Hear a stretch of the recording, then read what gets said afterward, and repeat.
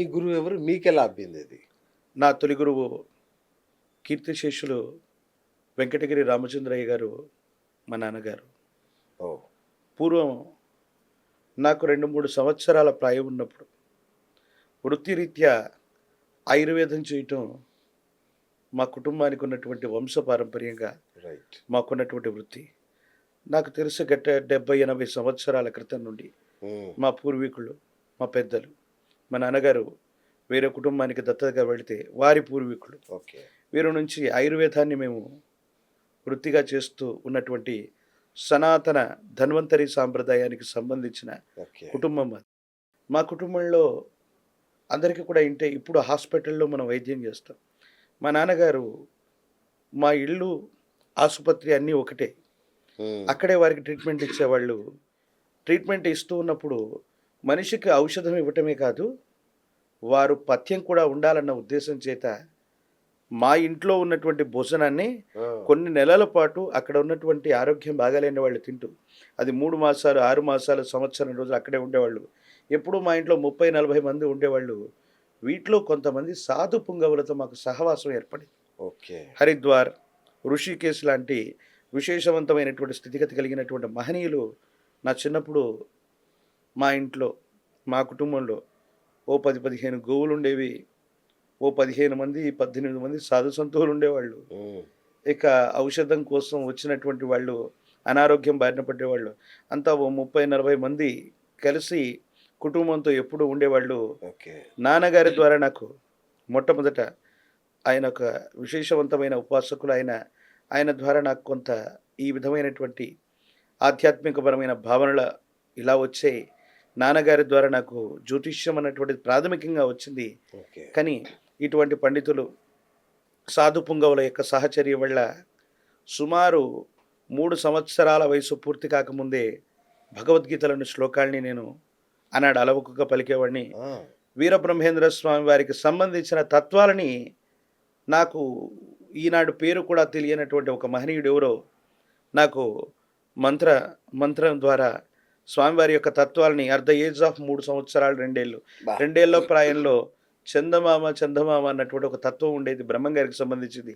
చాలా ఏళ్ల వరకు అది వీరబ్రహ్మేంద్ర స్వామి వారి యొక్క తత్వం అని నాకు కూడా హ్మ్. తెలీదు. నాకు మాట కంటే ముందు పాటని, దానికంటే ముందు జ్యోతిష్యాన్ని ఇలాంటి గురువుల ద్వారా, మా నాన్నగారి ద్వారా నాకదొచ్చింది. 9 సంవత్సరాల ప్రాయం నుండి నేను జ్యోతిష్యాన్ని చెప్తున్నాను. 9 సంవత్సరాల ప్రాయం నుండి రాశిఫలాన్ని, జ్యోతిష్యం చెప్పడం అన్నటువంటిది ఒక సరదాగా ఉండేది.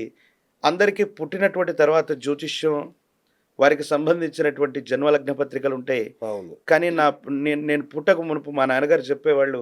నేను నమ్మేవాడిని కాదు బహుశా. నేను పుట్టకముందు 2 సంవత్సరాల క్రితం ఒక కేరళకు సంబంధించిన ఒక యోగి, ఒక సాధు పుంగవుడు మా ఇంటికొచ్చి, "మీ గర్భవాసన పలానా నక్షత్రంలో పలానా రోజు నేనిప్పుడు పిలువబడుతున్నటువంటి పేరుతో సహా ఓ వ్యక్తి జన్మించనున్నాడు. గురు అంశతో జన్మించబోయేటువంటి ఇతడి యొక్క జీవితం సాధారణమైనటువంటి భౌతికపరమైనటువంటి పరిస్థితులకి విభిన్నంగా ఉండబోతుంది. ఒక ప్రత్యేకమైనటువంటి ప్రయోజనం కోసం పుడతారన్నారట. మరి యాదృచ్ఛికంగా ఆయన చెప్పిన నక్షత్రం, ఆయన చెప్పినటువంటి లగ్నం, ఆయన చెప్పినటువంటి పేరులోనే నేను పుట్టడం అయితే జరిగింది. కానీ పుట్టుకతోనే 2 అంగుళాల ప్రమాణం ఉన్న గోర్లు ఉంటాయని చెప్పాడు. నేను అప్పుడు నమ్మలేదు. ఇప్పుడు నాకున్న గోర్లు 5, 6 అంగుళాలు కూడా 5, 6 అంగుళాలు ఉంటాయన్న విషయం. కానీ చిన్నప్పుడు మా నాన్నగారు నాకు 9 సంవత్సరాలు, 10 సంవత్సరాల ప్రాయంలో చెప్తూ ఉన్నప్పుడు ఒక కథలాగా, తండ్రి బిడ్డలు మాట్లాడుకున్నటువంటి మాటల్లాగా అనిపించేవి. కొన్ని సంవత్సరాల తర్వాత నువ్వు ఆధ్యాత్మికపరమైనటువంటి మార్గంలోకి పెడతావు అనుకున్నాడు. నేను భౌతికపరమైనటువంటి చదువు బాగానే చదువుకుందాం అనుకున్నాను, చదువుకున్నాను. ఓ మంచి శాస్త్రవేత్త అయితే బాగుండన్న ఆలోచన వచ్చింది. ఓకే. కెనడాకి వెళ్ళాలనుకున్నాను. మా నాన్నగారు అప్పుడు చెప్పారు నిక్కచ్చిగా, "నువ్వు ఇప్పుడు కెనడా వెళ్ళేటువంటి అవకాశం లేదు." అంటే పేదరికం వల్ల అనుకున్నా నేను. పేదరికం వల్ల ఏమైనా కెనడాకి వెళ్ళలేకపోతానని మా నాన్నగారు చెప్పింది. ఆధ్యాత్మికపరమైనటువంటి అంశాల్లో నీ జీవితంలో ఒక గొప్ప మలుపు రాబోతుంది. ఆధ్యాత్మికపరమైనటువంటి స్థితిగతుల్లోకి వెళతారన్నారు. నా తొలి గురువు అయినటువంటి మా నాన్నగారు, ప్రత్యేకించి ఎంతోమంది పండితులు, ప్రత్యేకించి నేను అరణ్యంలో కొంతకాలం పాటు నల్లమల అభయారణ్య ప్రాంతంలో నేను గరుడాద్రిలో తపస్సును ఆచరించాను. ఓ. అక్కడ నాకు తెలియనటువంటి ఒక వ్యక్తి వీరాచారి అన్నటువంటి పేరుతో ఓ పెద్దాయన నన్ను తనకు తాను పరిచయం చేసుకుని ఒక మూలమంత్రాన్ని ఇచ్చారు. బహుశా ఆయన వీరబ్రహ్మేంద్ర స్వామిగా నేను భావన చేస్తాను. అన్యథా శరణం నాస్తి త్వమేవా శరణం మమ. నా గురువు దైవం, నేను కొలిచేటువంటి ఏ దేవతా స్వరూపమైన, ఇక నా తొలి గురువు నా తండ్రి అయితే, ఇక నా గురువు దైవం అన్నీ కూడా సాక్షాత్తు వీరబ్రహ్మేంద్ర స్వామి.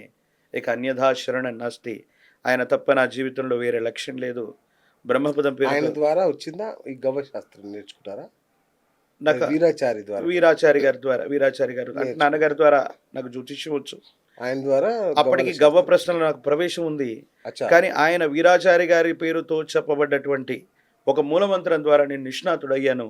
ఓకే. ఆ మెలకువలను తెలుసుకోవడంతో పాటు ఈనాడు ఉన్నటువంటి ఈ గవ్వ ప్రశ్న నల్లమయ్యల అభయారణ్యంలో గరుడాద్రి ప్రాంతంలో నేను అడవుల్లో కొన్ని కారణాల వల్ల ఉన్నటువంటి సందర్భంలో ఓకే. అప్పుడు ఆ మహనీయుడు నాకు అది ఉపదేశం ఇచ్చారు. ఎక్కడుంటారు మీరు అని అడిగాను. నువ్వు ఎక్కడి నుంచి వచ్చావు అని అడిగాడు. బ్రహ్మంగారి మఠం నుంచి వచ్చానని చెప్పాను. ఎవరెవరు తెలుసు నీకన్నారు. నాకు తెలిసినటువంటి మా మిత్రులు ప్రస్తుత భవిష్య మఠాధిపతి అయినటువంటి వెంకటాద్రి స్వామి వారు తెలుసు, దత్తాత్రేయ స్వామి వారు తెలుసు, వాళ్ళు తెలుసు వీళ్ళు తెలుసు అని వాళ్ళ పేరు చెప్తున్నాను. ఇంకా ఎవరు తెలుసు అని అడిగారు. నాకు తెలిసిన వాళ్ళందరి పేరు చెప్పాను. నీకు వాళ్ళందరూ తెలుసు కానీ నేను ఒక్కడిని నీకు తెలియదు అన్నాడు. లేదండి మీరెవరో నాకు తెలియదు అన్నాను.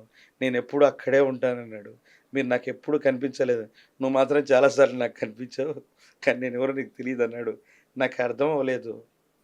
ఆ రోజు 2 మేడిపళ్ళని నాకు ఇచ్చాడు.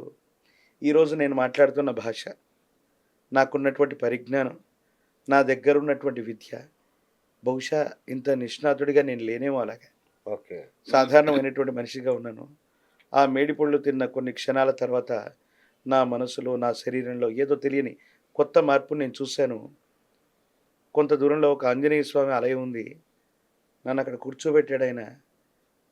నేను పైకి చూడగానే ఒక చిన్న నాగుపాము అక్కడ ఉన్నటువంటి ఆ రూఫ్కి వేలాడుతుంది.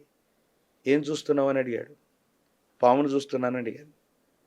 భయం వేయట్లేదా అని అడిగాడు. భయం ఏమీ లేదన్నాను. ఎందుకు భయం లేదంటే అది ఎక్కడుంది, నేను ఎక్కడున్నాను, మరి అది నీ దాకా వస్తే అన్నాడు. నా దాకా వచ్చినప్పుడు చూద్దాం, దాని సంగతి దాంది, నా సంగతి నేనన్నాను.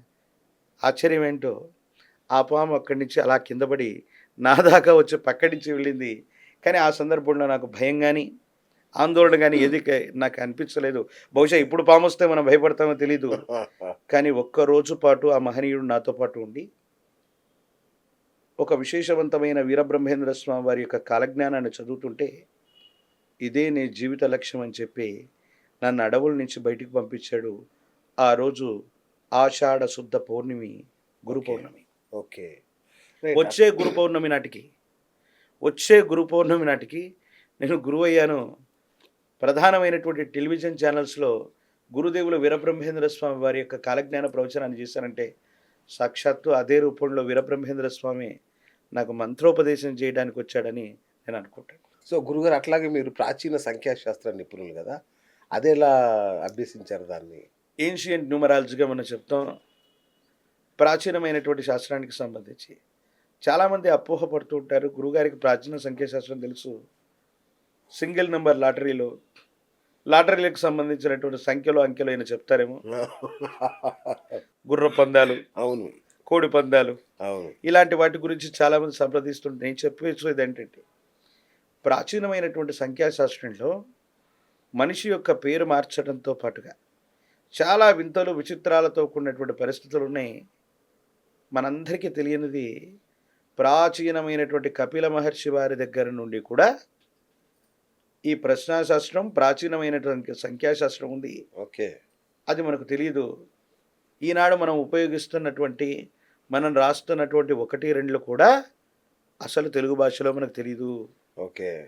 మనం రాస్తున్న నంబర్ 1 ఇది ఆంగ్ల పదం. అవును, ఆంగ్లానికి సంబంధించినటువంటి తెలుగు అక్షరం కాదు, తెలుగు అక్షరం కాదు. కానీ ఆ తెలుగు అక్షరాలకి విశేషవంతమైనటువంటి వాటిలో అకార, ఉకార, మకారాలతో కూడినటువంటి అక్షరమాల, ఆ ఆలని మనం చెప్తాం చూసారా. ఆ ఆలన్నటువంటివి ప్రాచీన సంఖ్యాశాస్త్రంలో ఒక వాల్యూని కలిగి ఉంటాయని, ఆ నుంచి అమ్మహా వరకు రాసినటువంటి చార్ట్ ఎక్కడైనా పెడితే ఇది విశేషవంతమైన జనాకర్షణ కలిగి ఉంటుందని ప్రాచీనమైన సంఖ్యాశాస్త్రం చెప్పింది. ఓకే. ప్రతి శబ్దానికి ఒక వాల్యూని ఇచ్చింది. పైదాగర సిద్ధాంతమనో కీరో లాంటి పాశ్చాత్యులు ఈ సంఖ్యాశాస్త్రం గురించి చెప్తే గొప్పగా చెప్పుకున్నాం. వారికంటే ముత్తాతలు లాంటి వాళ్ళు మహర్షి తుల్యులైనటువంటి వ్యక్తులు ఎందరో మన సనాతన ధర్మంలో ముందే చెప్పారు. ఆ ప్రాచీన శాస్త్రాన్ని కూడా నేను హరిద్వార్, ఋషికేశ్ లాంటి విశేషవంతమైన సాధు సంతవులు మా ఇంటి ప్రాంగణంలోకి వచ్చి నాకు వారు బోధించారంటే వాళ్ళంతా నాకు ఈ జన్మలో గురువులై బాబా. మా తండ్రి గారి ద్వారా. చాలా మంది ఎక్కడెక్కడో అడవుల్లోకి వెళ్ళి ఎక్కడెక్కడో తిరిగి అభ్యసిస్తారు. ఎస్, గురువులే మీ దగ్గరకు వచ్చి చెప్పడం అనేది మాత్రం నిజంగా అది విశేషం. అది ఈ జన్మలో నేను నాన్నగారు ఇచ్చిన చేసుకున్నటువంటి ఎస్, అద్భుతమైన నా జన్మ ధన్యమైంది. తల్లిదండ్రులు నాకు ఇచ్చినటువంటి ఈ జన్మ చరితార్థమైందిగా నేను భావన చేస్తాను. థ్యాంక్ యూ గురుగారు. అసలు ఆయన ఇంటర్వ్యూ ఇప్పుడు మొదలు కాబోతుంది. పార్ట్ 2. అసలు ఈ గవ్వశాస్త్రం ద్వారా ఏం తెలుసుకోవచ్చు, ఎస్, లైవ్లో వాటిని చూపెట్టే ప్రయత్నం లైవ్ లో మనం చూపెట్టే ప్రయత్నం చేద్దాం. అట్లాగే ఉగాది రాశి ఫలితాలు కూడా గవ్వశాస్త్రం ద్వారా తప్పకుండా. ఎలా ఉంటుందో తెలుసుకునే ప్రయత్నం చేద్దాం గురుగారు. థ్యాంక్ యూ అండి. Thank you so much. జై వీరబ్రహ్మ, జై గోవింద బాంబజీ. సో డాక్టర్ కృష్ణమాచార్యులు గారితో ఇది ఇవాళ మన బిఎస్ టాక్ షో. నేను మీ బిఎస్ సైనింగ్ ఆఫ్.